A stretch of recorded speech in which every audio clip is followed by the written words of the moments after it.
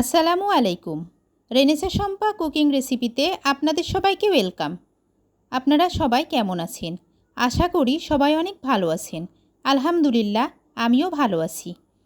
আজকে আমি আপনাদের সাথে শেয়ার করব গ্রাম বাংলার জনপ্রিয় একটা রেসিপি, ছোট চিংড়ি দিয়ে কচুর লতি রান্না।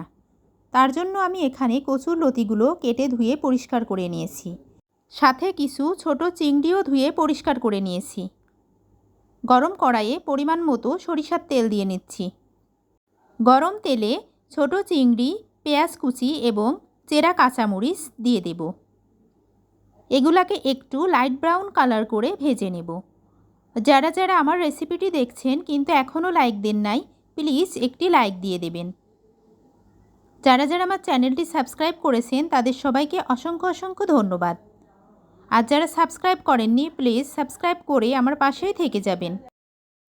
স্বাদ মতো লবণ, হাফ চা চামচ হলুদের গুঁড়া, হাফ চা চামচ মরিচের গুঁড়া। সবগুলো উপকরণ খুব ভালোভাবে একটু কষিয়ে নেব।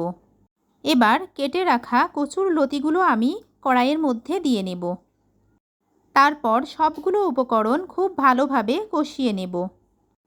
আমি আজকে খুব অল্প উপকরণে এবং খুব সহজে কচুর লতির এই রেসিপিটি রান্না করব। আপনাদের যদি আমার রেসিপিটি ভালো লেগে থাকে অবশ্যই লাইক, কমেন্ট, শেয়ার করবেন। এবার আমি একটা ঢাকনা দিয়ে ঢেকে দেব। ফিরে আসলাম 5 মিনিট পর। কচুর লতিগুলো কষানো হয়ে গিয়েছে। এখন 1 কাপ পরিমাণ পানি দিয়ে নেব। যেহেতু কচুর লতিটা সিদ্ধ হতে খুব বেশি সময় লাগবে না, তাই আমি অল্প পানি দিয়ে নিলাম। এবার আমি 10 থেকে 15 মিনিটের মতো জাল করে নেব। ততক্ষণ সঙ্গে থাকুন। ফিরে আসলাম 15 মিনিট পর। কচুর লতি রান্না পুরোপুরি হয়ে এসছে। এখন আমি 1 মিনিটের মতো নাড়াচাড়া করে নেব। অফ ক্যামেরাতে আমি 1 চা চামচ জিরা গুঁড়া এবং 1 চা চামচ ধনিয়া গুঁড়া দিয়ে নিয়েছি।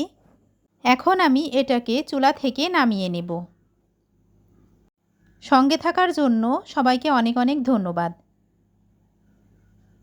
দেখতে যতটা লোভনীয় হয়েছে, খেতে কিন্তু তার থেকেও দ্বিগুণ মজা। আপনারা অবশ্যই এই রেসিপিটি একদিন ট্রাই করে দেখতে পারেন।